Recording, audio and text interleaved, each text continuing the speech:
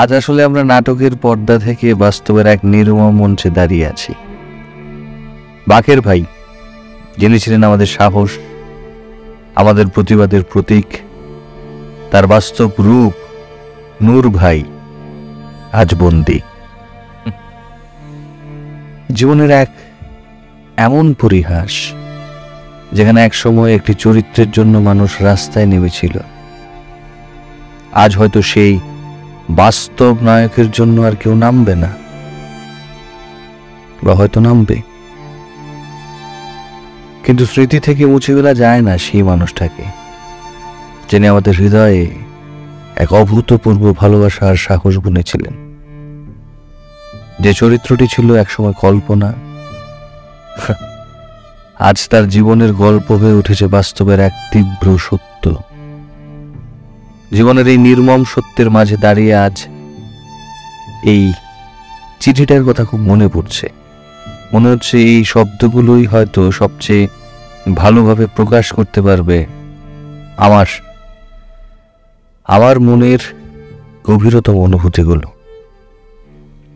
মোনাকে লেখা বাকের ভাইয়ের শেষ চিঠি, যদিও ছিল মাত্র একটা নাটক সেটা, কিন্তু আজও মোনার কথা মনে পড়লে খারাপ লাগে।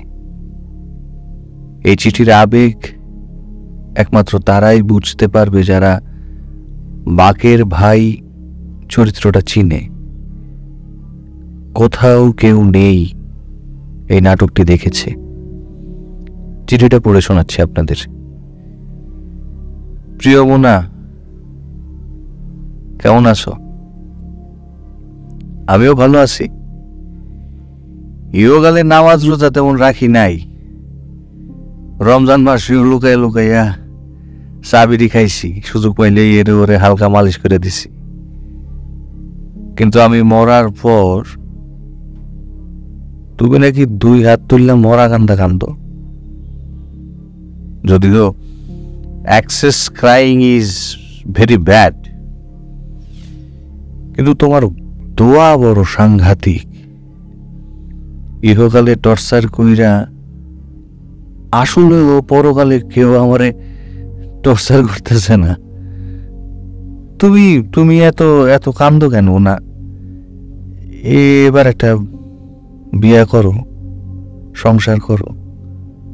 তোমার কইছিলাম না মায়েরে ভিটামিন আছে?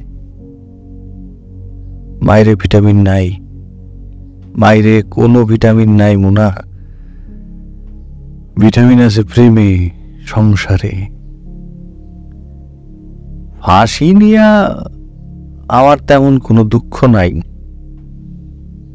অন্য কাউরে খুন না করলেও তোমার মনে আমি খুন করছি। Mind murder, big murder. আগে বুঝি নাই মোনা, আগে বুঝি নাই। তোমারে স্নেহ করে একটা আবদার করি। এই দুনিয়া বড় উত্তম জায়গা। বাকের চিন্তা করার মতো ফালতু কাজ এখানে মানায় না। যখন ছিলাম তখন ছিলাম, অহন তো আর নাই। না থাকা জিনিস আর কতদিন সাজায় রাখবা মোনা? ভুলে যাওয়ার ফার্স্ট স্টেপ হইল পার্ডন করা। মেয়ে লোক সব পারে, কিন্তু সহজে পার্ডন করতে পারে না। আমারে তুমি পার্ডন করো মোনা। হাওয়া মে উঠতা যায় গান না গাইয়া এটা লাল দুপাট্টার মতন আমারে তুমি উড়াইয়া দিও মোনা। আমারে তুমি উড়াইয়া দিও। এটি তোমার বাকের ভাই।